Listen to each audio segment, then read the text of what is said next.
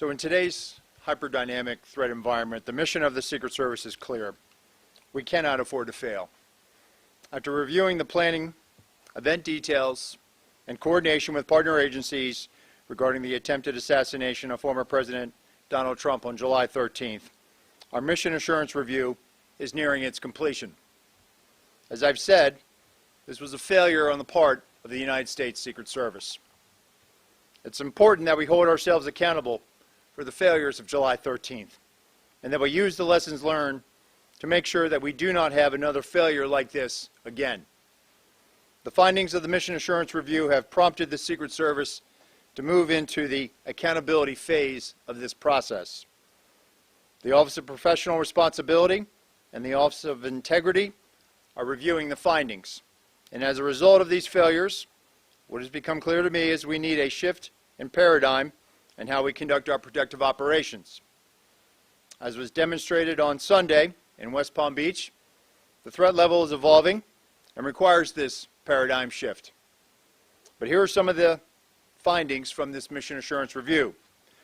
With respect to command and control of the site in Butler, Pennsylvania, the Secret Service has the main responsibility of building the site plan. We cannot abdicate or defer our responsibilities to others. Advanced team personnel have an obligation to ensure that each site meets the protective requirements and principles of Secret Service methodologies. The Secret Service did not give clear guidance or direction to our local law enforcement partners. There were communication deficiencies between law enforcement personnel at the site. For example, the Secret Service did not co-locate its security room with local law enforcement. There was an over-reliance on mobile devices, resulting in information being siloed. For example, at approximately 18:10 local time, Secret Service informed personnel that local police were addressing an issue at the 3 o'clock of the outer perimeter. At approximately 18:10 local time, via phone call, the Secret Service security room calls the counter-sniper response agent reporting an individual on the roof of the AGR building. That vital piece of information was not relayed over the Secret Service radio network. At approximately 18:10 and 54 seconds, verified through body camera footage of local law enforcement, officers confront the assailant on the roof of the AGR building. At 18:11:05, by a phone call, a site agent calls the assistant site agent to find out what exactly is going on at the 3 o'clock, and during that call, shots ring out. At 18:11:32, verified through body camera footage, the first series of shots are fired by the assailant. At 18:11:36, again verified through body camera footage, a second series of shots are fired by the assailant. At 18:11:47, through body camera footage, Secret Service counter-snipers neutralized the threat. With respect to diligence, line-of-sight issues were acknowledged, but not properly mitigated. Issues were encountered the day of the visit with respect to line-of-sight concerns, but they were not escalated to supervisors. While some members of the advance team were very diligent, there was complacency on the part of others that led to a breach of security protocols. With respect to accountability, the Mission Assurance Review has identified deficiencies in the advanced planning and its implementation by Secret Service personnel. These employees will be held accountable, and this agency has among the most robust table of penalties in the entirety of the federal government. And these penalties will be administered according to our disciplinary process. But due to federal regulations, I cannot get into personnel matters as they are proceeding. With respect to a paradigm shift, we're at a pivotal moment in the history of the Secret Service and at a pivotal moment in the history of our country. And I've directed that the Secret Service embark on a significant paradigm shift that will redefine how we conduct protective operations. What occurred on Sunday demonstrates that the threat environment in which the Secret Service operates is tremendous and under constant threat. And we've been in this heightened and increasingly dynamic threat environment since July 13th. This reality has necessitated that we significantly increase our protective footprint, and we've already begun to do so following the events of July 13th. This increased operational tempo requires additional resources to not only account for costs being incurred today, but ensure that we have the tools, the technology, and personnel needed to meet these new requirements and execute our mission going forward. The paradigm shift will be a driving force to move the Secret Service from a state of reaction to a state of readiness. And the vision is for the Secret Service to be more agile, with the ability to escalate protection to the highest levels for numerous protectees for undetermined periods of time. But in order to do this, we need additional personnel, technical assets, and equipment for the sustainment of immediate and future needs. Our personnel have been in a state of hypervigilance following July 13th. We are certainly working our people hard, and I've used this term publicly, redlining. This cannot be about working our people harder.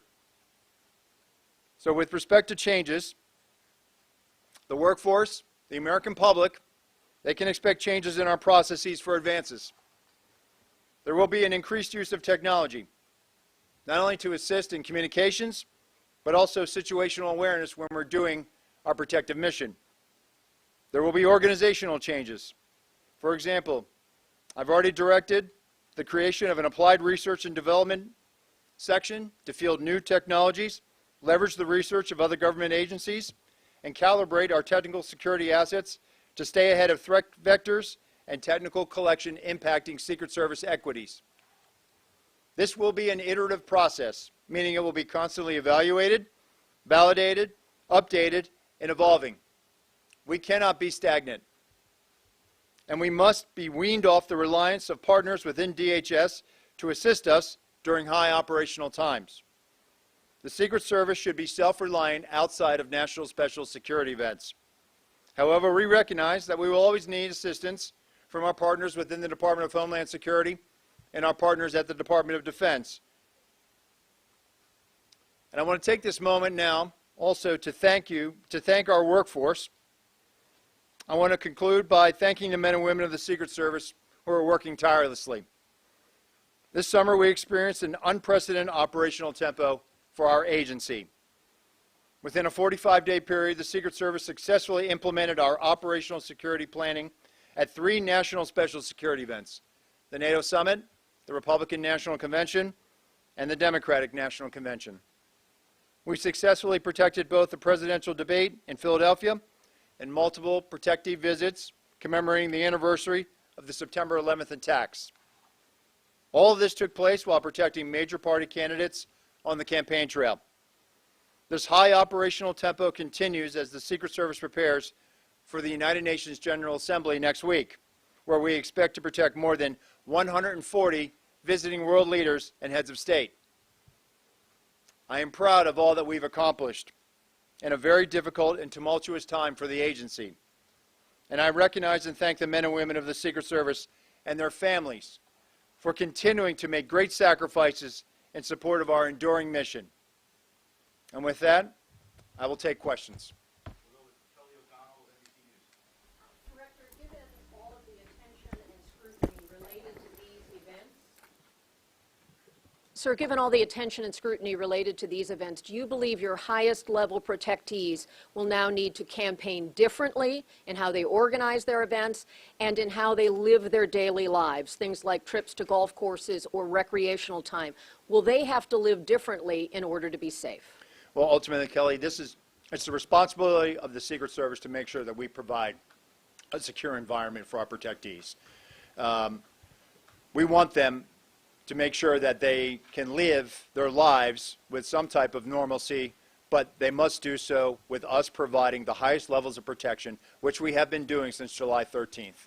And so it's ultimately our responsibility to make sure that wherever our protectees go, we are creating a safe environment. And that comes back to us being able to use our methodologies, to use our redundancies, our systems that we have in place to create those secure environments. Do they need to campaign differently still? events, that kind of thing? So since July 13th, we have been securing successfully outdoor events. And what you're seeing is an increased use of assets, increased use of ballistic glass. So we certainly make sure that when they are out there at an outdoor venue, that we are using our protective methodologies to create that safe environment. Hello, Director. Thank you for taking the time. Could you just kind of go into a bit more detail about the conversations you had with Trump campaign staff about the selection of the Butler site? The report says that Secret Service agents saw it as a challenge, and staff wanted to have the rally there. Did the staff go against your recommendation? Can you speak to exactly what was said and what the outcome was? So, listen, the staff chooses a site, and ultimately it's on the Secret Service to secure it. So when the site was selected, the advance team went about identifying areas of concern. The AGR building was one of those hazards that was identified. But let me just be clear, Maria, ultimately it is the Secret Service's responsibility to secure a site. We certainly have conversations, and it doesn't matter whether it's a campaign staff or a White House staff. We have conversations, and we have very good working relationships with those staffs.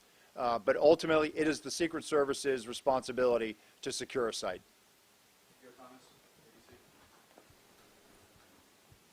Director, thank you. Based on your review and analysis, what is the reason, what's the best explanation for why there was not law enforcement personnel covering the roof, physically on the roof itself, or making sure someone could not get on top of the roof? And the follow-up question would be, how disappointed are you in what you described as deficiencies in diligence? Sure. So ultimately, Pierre, we have to be very direct and clear when we're talking to our state and local counterparts. With respect to Butler, I think what the Mission Assurance Review has identified is that there was that lack of clarity. And I can tell you, since July 13th, when I've been out on the road and I've watched field offices, and I gave guidance upon becoming the acting director to the field. We have to be very clear when we're talking to our state and local partners. We value those relationships with them. We need them to be assisting us and be shoulder to shoulder with us. And it appears that there was that lack of clarity with respect to Butler. And go again with your follow-up here. So there was a lack of clarity that roof should be secure, period, full stop. There was a discussion about how the roof was going to be secured, and I think what it came back to is we should have challenged how that mechanism was being implemented, meaning we should have been more direct. We cannot be overly deferential to state and local law enforcement. Ultimately, it's our responsibility, and so we just have to be very clear when we're asking them for support. They want to help us. And what we found is that in this, in the mission assurance interviews, it became apparent that in comparison to prior visits to that area, there was one prior visit in 2020, that there was a lack of assertion with respect to what exactly state and locals would have to require or would be required to support that advance. Simply, how disappointed are you when you see that, as the report states, that some personnel did not follow Secret Service protocols? Well, I'm not going to get into employee disciplinary matters, but what I can tell you is the men and women of the Secret Service are dedicated professionals. And so while July 13th is a failure, we're not proud of it, but we certainly have been rising to this moment. The men and women in the field are rising to this moment. They are working tirelessly to make sure that the people we protect are safe. And so I will never be disappointed in our folks. I am proud of this agency. I am proud of our people. Hi, thanks so much for doing this. On the question of the AGR buildings, is there a process that's standard for the day of the event that somebody from the Secret Service looks around and makes sure all of the assets are where they are? And since the roof of the AGR building was such a glaring omission, why didn't anybody raise that issue at the time or secondly, in the security room, look and say, I don't see any local police in here. How are we going to hear them? Right, and I think that was a failure to challenge our assumptions. The assumption that local police were going to have more of a presence in that AGR building. Getting back to your question, there is that diligence that has to be done by the site agents to make sure that, hey, all of the assets are in place. And so there was an assumption that they had it covered, but there clearly was not that follow-up to make sure. But is there a process that you look around and like a punch list and check it off? And It is part of the principles of our advance and our protective methodologies. okay, and secondly, just to follow up on the campaign question, you said it's ultimately the Secret Service's responsibility. So when there's a disagreement between the campaign and the Secret Service on a security issue, who has the last word? So it's not about disagreement, it's about a negotiation. They certainly don't want any harm to come to their principal, and so they respect us. And so usually what it boils down to is escalating it up to a supervisor and a senior staff level. What I can tell you is that if there were discrepancies, and there were, regarding how the site was supposed to have been secured, how supervisors were briefed, and supervisors reported in their mission assurance interviews that they envisioned harder assets to be able to secure that line of sight, to be able to mitigate anything that might have been looking in or would have created an openness on the site at the Butler Farm Show. And so on the morning of, if there were those deficiencies, they were never escalated up to the supervisors to be able to resolve. David Sponge, Fox News. Thank you, sir. I have two questions. They're related. The first is looking forward. The House just voted within the last couple of hours unanimously from those that were present in the chamber to give presidential candidates the exact same Secret Service protection as sitting presidents. My first question is, can you handle that? We've been doing that since July 13th, David. So what is the purpose of the bill? I don't know. You'd have to ask members of Congress that. What I can tell you is that when I say the highest levels of Secret Service protection, the former president is getting tactical assets. He's getting everything that the former president, that the current president has with respect to Secret Service assets. And that was my second question. Can you explain that former President Trump is getting the same protection as President Biden and Vice President Harris? Because a lot of members of Congress on Capitol Hill are skeptical about that. There's a lot of talk saying clearly he didn't have the same protection because if he did, the golf course would have been secure in West Palm Beach. Can you tell people what's going on with that? So with respect to West Palm Beach, what I can tell you without getting into our TTPs, our techniques, our tactics, our procedures, what I can tell you is that on that day there were counter-sniper elements that were present with the former president on the golf course in proximity. There was an entire counter-assault team that was there in proximity.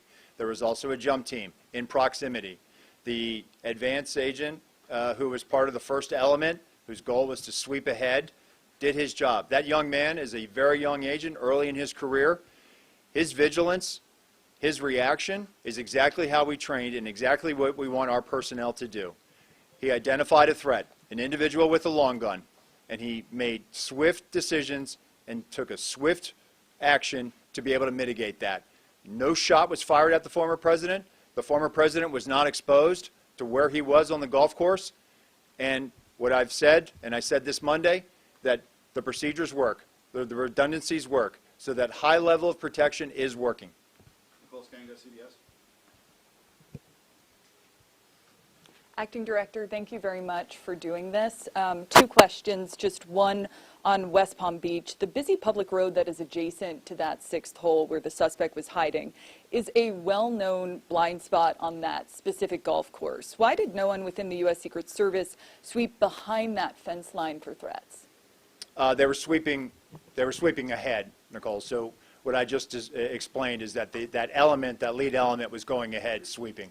But was there anyone behind the fence where the road was sweeping there to see if anyone was in the bushes? Having been there and seen the vantage point, whether they were on the public side or the private side, the bottom line is the individual was detected. On Butler, you testified before Congress that all assets requested for the Butler rally by Trump's detail were approved. But there are Secret Service assets that may have prevented the tragedy on July 13th, most notably a counter-assault advance team that would have surveyed the site ahead of time or enhanced counter-drone protection. that might have prevented the tragedy. Were those specific assets requested by Trump's detail? If they were they denied? And if they weren't, why weren't they requested? So the counter-assault team had an element that was there that had embedded with local law enforcement, so we had tactical elements in place. The counter-assault team leader that day had been in direct contact in the days leading up to July 13th with those tactical elements. But just to be clear, did the Trump detail ask for any additional resources that were denied by the Secret Service? So based on the information I have right now, the asset request, all of those assets that were asked for were approved. And so what we're looking at now is, were there any additional ones that came in through other channels? But what I can tell you, based on the information I have now, the assets were approved. We'll go to Holmes or CNN.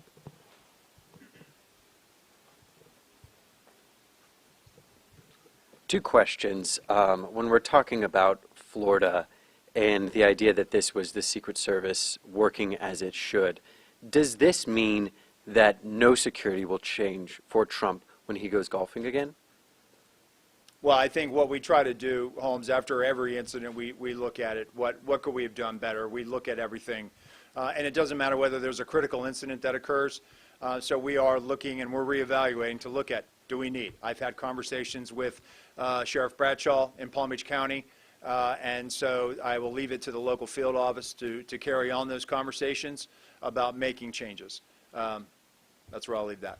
And then on Butler, if we can drill down on the specific timeline a little bit, at 6:08, we know that a local radio call went out that a man was on the roof. Now, my understanding is that the state police were in a separate area with locals, and their job was to communicate any local chatter to the Secret Service. Why was that 6:08 radio call not communicated to Secret Service, or was it by the state police? So the information I have is that we had a member of the Pennsylvania State Police in our security room, and that's what spurs that phone call to the counter-sniper response agent at 1810. And so the state police never communicated a local radio call at 6:08 to the What I'm Secret saying Service? is that the personnel that was in the security room passed that information, and that triggers the 1810 phone call. Okay. We'll go to Rebecca Beach with the Hill.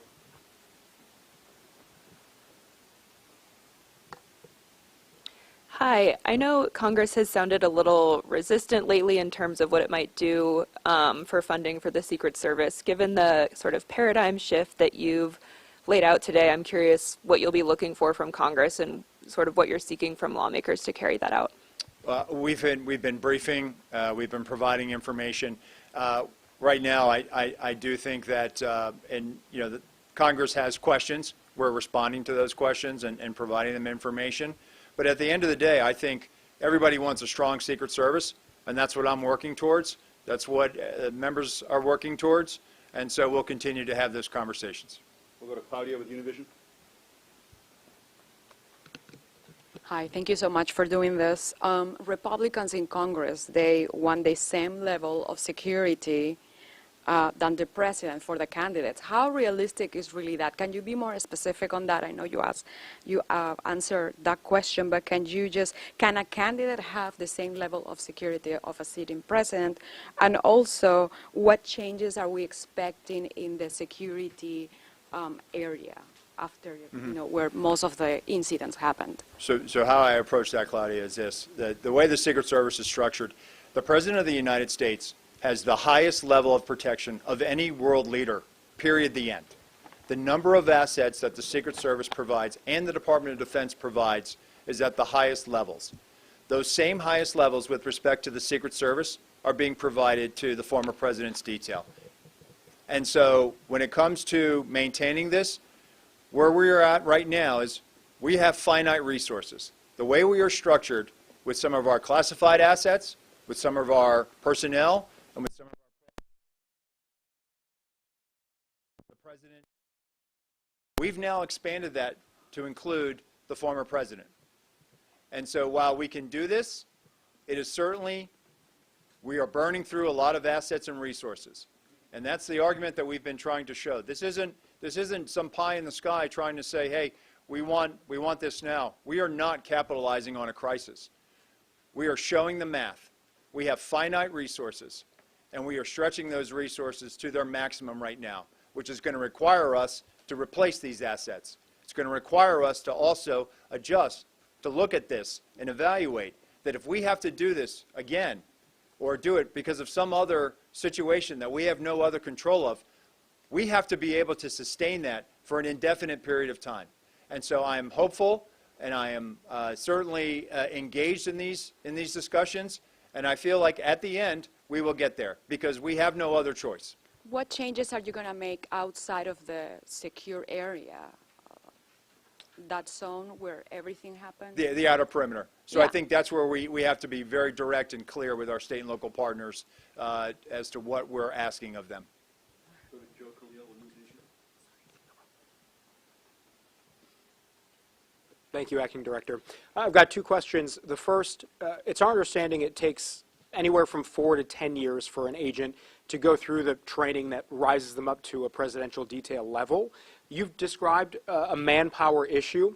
Given that, do you think that training timeframe might change so you can expedite getting more officers to a presidential detail should you need that? So we're not going to drop standards, Joe. We have not dropped standards. You do need to develop those agents. And when agents start, you cannot put them on the highest level protecting a protectee. When they graduate from our training facility, they go to a field. They do advances. They do criminal investigations. The importance of having that what we call phase one, that's where those agents that are doing federal investigations, that are interfacing with local law enforcement, those are skills that they learn. Analytic skills, how to conduct a federal investigation, how to interact with a U.S. attorney, how to interact with a state or local agency. And all the while they're doing that, they're also popping in and out doing protection, whether they're doing it in New York City for a United Nations General Assembly, or they're doing it in advance for a visiting head of state or a world leader that comes into their field office district. That's where they cultivate and sharpen those skills, and it will take them up until probably 4 years. Ideally, that sweet spot is between the 4th and 5th year where we send them off to a permanent detail. That's where we are getting to as far as the career path. And so it's critically important that we make sure that we still develop people. It is being on the Presidential Protective Division or the Vice Presidential Detail. It is a very, very high-pressure situation. It requires a lot of maturity. It requires decision-making, analytic skills, and the ability to problem solve. And it takes time to develop those skills, even though we've put you through training. The more seasoning you have in the field, the better off you're going to be as far as being a protection agent. So then how do you address the manpower issue quickly? So right now we've had robust hiring this year. But by the time we close out the fiscal year, we're going to hire more than 400 special agents this year. Right now, looks like we're going to have a net gain in the hundreds, triple-digit net gains, something that we have not seen in a little while. I can tell you that applications right now are at an all-time high for applicants seeking employment with the United States Secret Service. So I do believe that we are going to meet this. We have no choice. We have the 2028 Summer Olympics ahead of us in Los Angeles. The Secret Service will be responsible for the security planning of that. That is going to require a tremendous amount of personnel, tremendous amount of resources, and a tremendous amount of collaboration with state and local and other federal partners. We are going to get there. We are getting there now. We have filled all of our training classes going into this next fiscal year. So we're getting there. We have turned the corner. We're showing those metrics to Congress, and I think that's the question that they've had, and we are going to show them that we can deliver on this. And just second question is, former President Trump has said that he is going to the Alabama-Georgia football game this weekend. Are those kinds of events particularly concerning given he could be around tens, if not hundreds of thousands of people? So I'm not going to comment on protectee schedules. What I'll tell you is that each event is complex and each advance is different. And those advance teams, they know what they have to do to make a secure environment for our protectees. Toby with EWTN. Thank you for doing this. You said we were now moving into the accountability phase of this Butler investigation. You did not want to discuss names of who might be punished, so to speak, but can you give us more detail, at least maybe how many people would face punishment or repercussions for what happened in Butler, at what levels of the organization those people represent, and what level of punishment, again, they may face. So again, I can't comment on this. This is a personnel matter that is still pending. What I will tell you is that I have not asked for anybody to retire. That was not, I know some of that was reported. That is false. And with respect to the disciplinary process, it will be handled in accordance with our table of penalties. That will be led by the Office of Integrity in coordination with our Office of Professional Responsibility. And then one follow-up as well.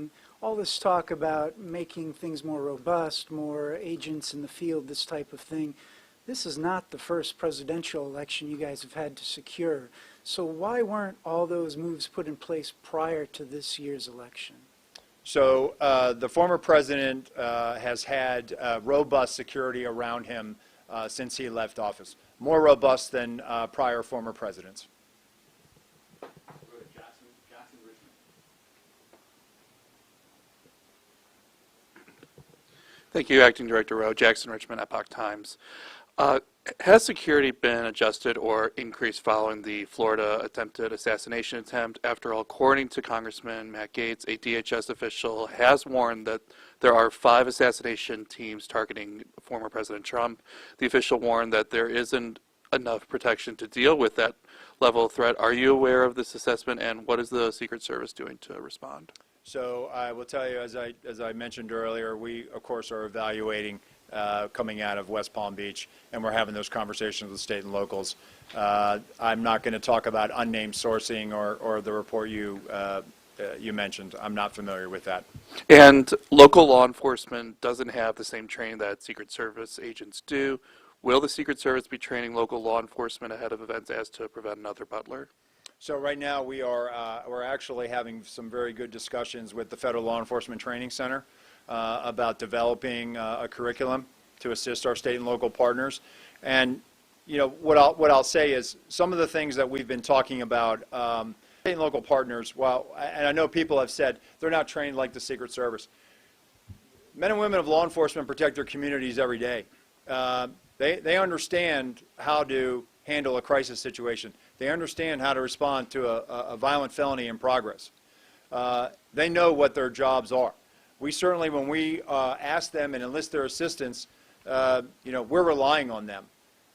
So I think it's important that we always try to give back to them, whether it's through training or forensic support or investigative support. And so one of the things that we're contemplating now is partnering with the Federal Law Enforcement Training Center to develop not only a law enforcement guide, but also develop a training curriculum through FLETC with a cadre of Secret Service personnel to be able to train them in the principles of advance.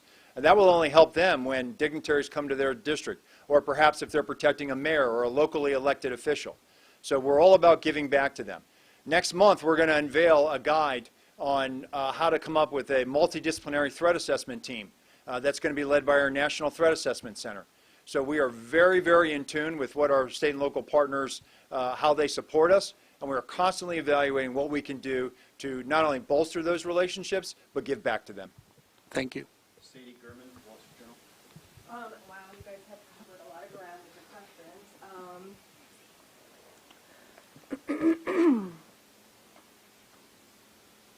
I guess I would just ask, guys, I don't know. You guys have really covered it. I'm sorry. I'm gonna give my question to someone else. You only get one. Anthony? Rebecca with the Associated Press.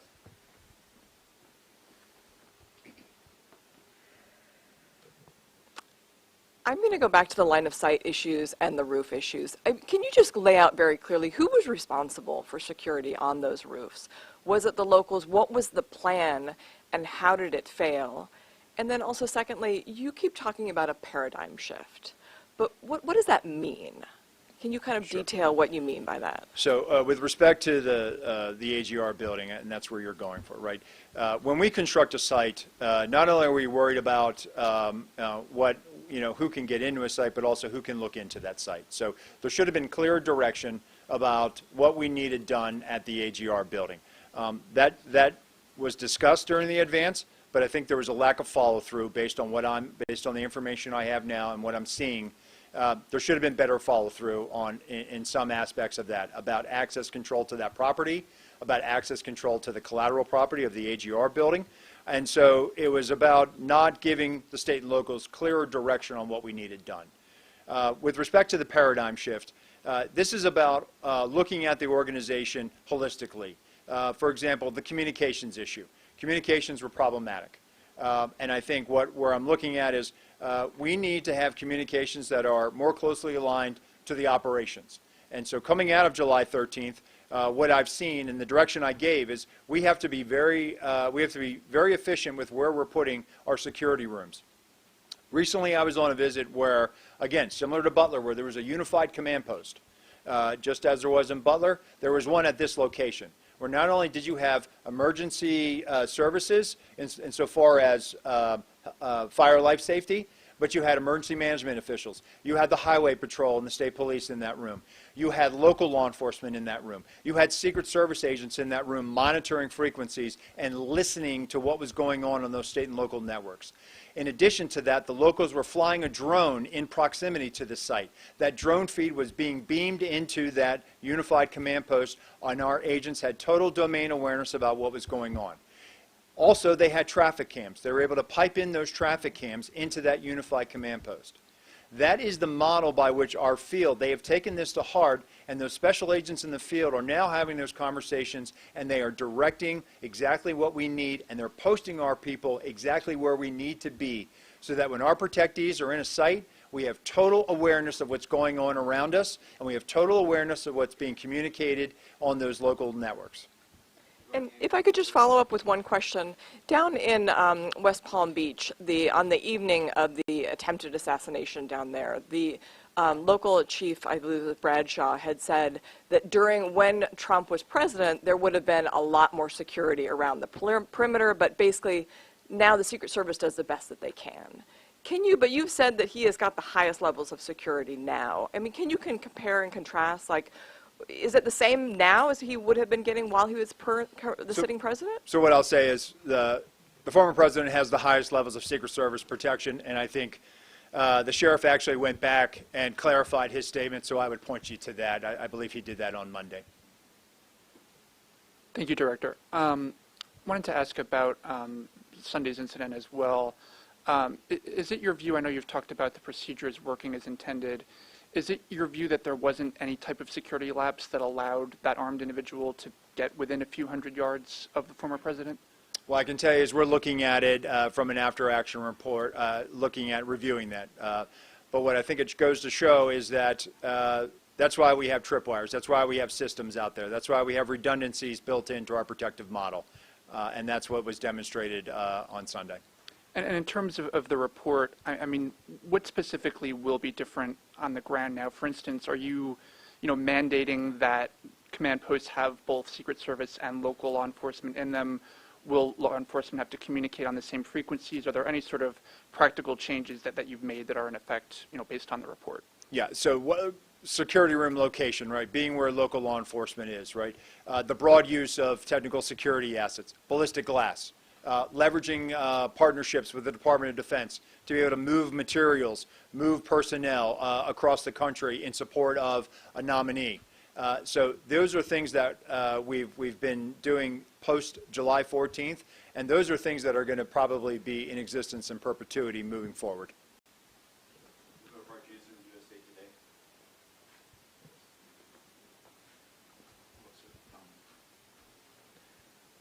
I also had a question about Florida. Can you say whether there's any indication that this suspect might have surveilled golf courses any time before Sunday, or what led him to choose that day to be there for maybe 12 hours? So it's an active investigation, so I would refer you to the FBI for that. And can you say anything more about golf courses or sprawling open places? Anything that would be publicly visible that you could say, here is how we are beefing up protection when a protectee is on a golf course? So again, what I've said, and I'll continue to do this, and I have to be very mindful of our techniques, our tactics, and our procedures. It is probably not good to continuously not only talk about Secret Service procedures, because we're telegraphing to adversaries. We're telegraphing to people who probably would intend to do harm to our protectees. But what I will tell you is that Our model, our protective model, it consists of multiple layers and redundancies. The outer, the middle, the inner, those are the layers. And then we have redundancies built into that. And so with respect to golf courses or any open venue, we apply those methodologies. Ellen Gilmer with Bloomberg will be next. Thanks, Acting Director. With regard to your conversations on Capitol Hill, can you talk about, for resources, do you need to have a specific dollar amount included in an upcoming CR to make things work, or would the anomaly language that the administration had previously requested, is that something you can live with? I'm not going to get into specifics because we're having those conversations, and out of respect for the confidentiality of those discussions, I'm not going to disclose a number.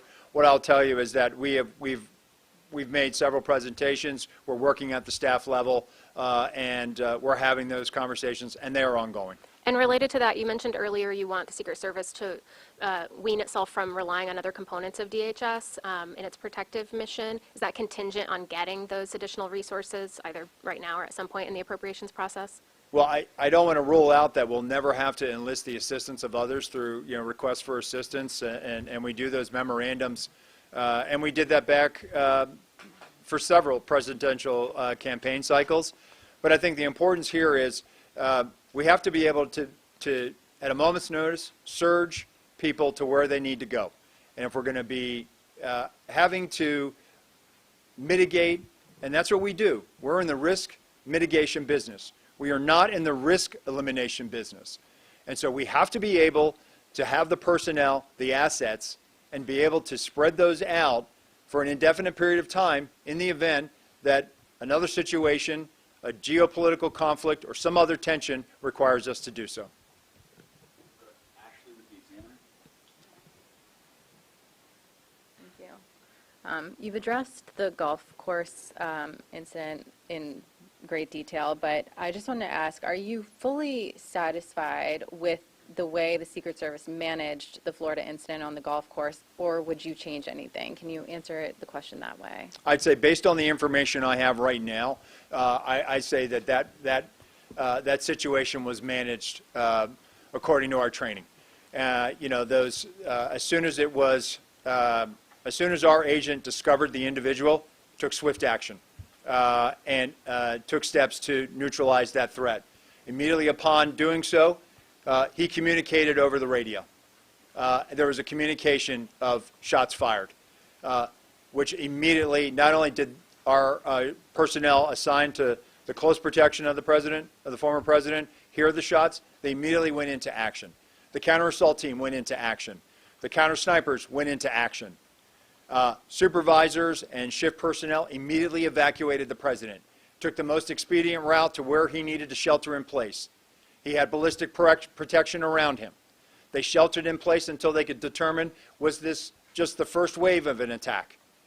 Immediately, local law enforcement assets responded to the scene. Local tactical assets that were partnered with their counter-assault team were also present, immediately responded. And so that barrier, those layers of protection, those redundancies, the redundancy was the agent that first discovered, followed by another set of agents that also set up that middle perimeter around the shift that was evacuating. And so in the case of West Palm Beach, based on the information I have now, and again, we will review it, it appears that those agents, those supervisors, made swift decisions and made correct decisions. We'll go to Liz Landers with Scripps.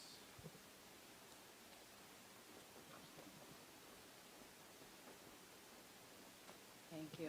Hi, Acting Director. I want to drill down on this issue of resources. You sent a letter to Senator Murphy and to Senator Britt on September 5th, and it became public. And it said in the letter, you wrote, "We do not believe that the security failures of July 13th, 2024 was the result of a lack of resources." I'm hearing you talk over and over again, and it says here at the bottom of this press release you guys have today, the agency must increase its protective footprint, including personnel, technical assets, and equipment. How do you square those two things? How do you ask Congress for more money when you yourself have determined that what happened on July 13th was not a lack of resources?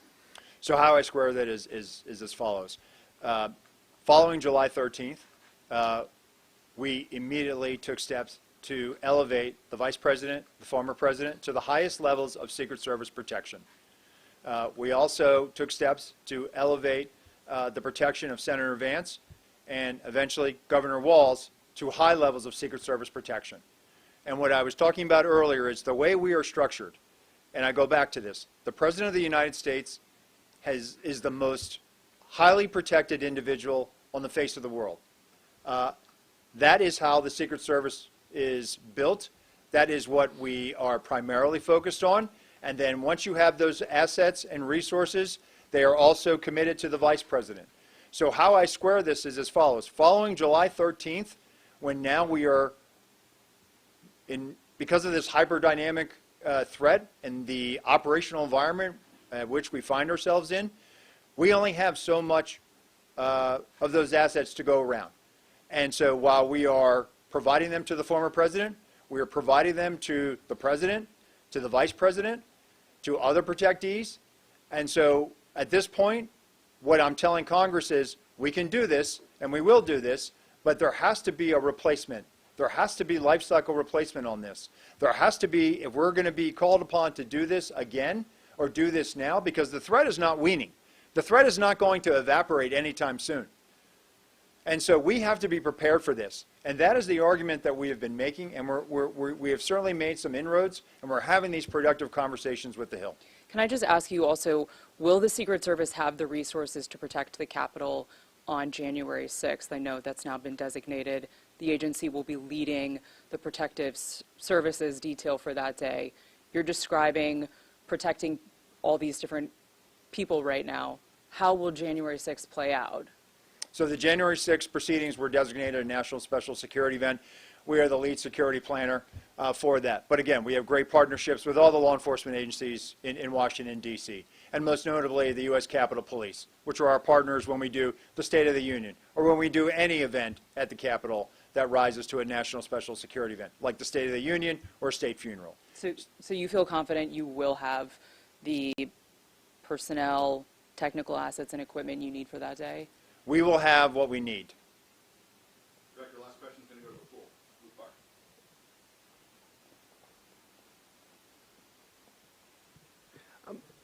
Do you think that by Congress legislating the protective detail regulations, do you think that is helpful in terms of being able to staff up or staff down the agency when you need? So I have not done an analysis of the legislation. I assume it's pretty direct. But look, as I stated, I'm sure Congress wants to make sure that the Secret Service is strong.